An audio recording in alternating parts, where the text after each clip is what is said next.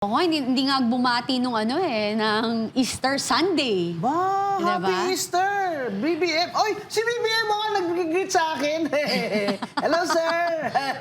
Attorney Guanzon po, sir. Musta kayo, sir? Ha? Nag-iiling-iling siya.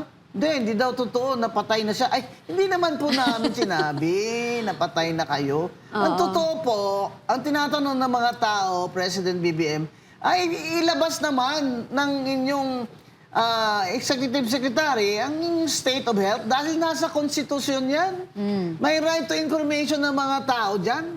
At saka, kagaya nung kati si Fidel Ramos, si President FBR, nung nagka-routine surgery siya, he was under general anesthesia, nag-report sila to the people. Nagpasabi siya sa Congress na siya ay mag-undergo ng surgery, that he will be under general anesthesia and therefore temporarily incapacitated.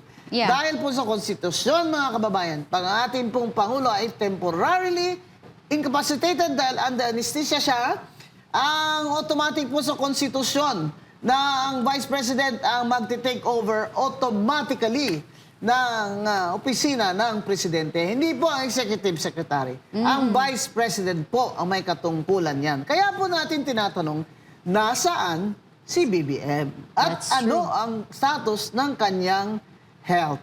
Di ba? Kasi ang payat-payat niya na. Masyado naman kasi itong problema ito, hindi niya yata kaya.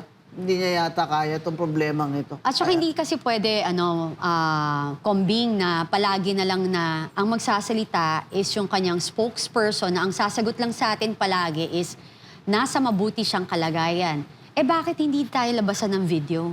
Oo, na diba? real time. Oo, diba? Na humahawak siya ng dyaryo. Oo. Kagaya sa Amerika, di ba? Napakahirap ba nun? Oo. Kailangan may hawak na dyaryo.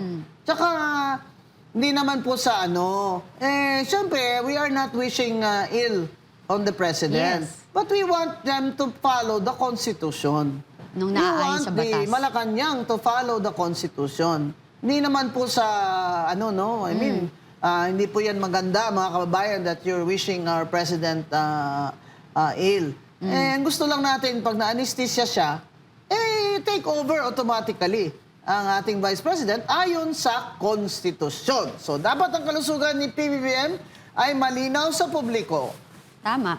Di ba? Karapatan po natin yan. At dahil po yan, dyan nakasalalay ang mga desisyon ng Office of the President, lalo na po na may crisis tayo, kailangan po natin ng Presidenteng 24/7 alive, alert, and aware. Tsaka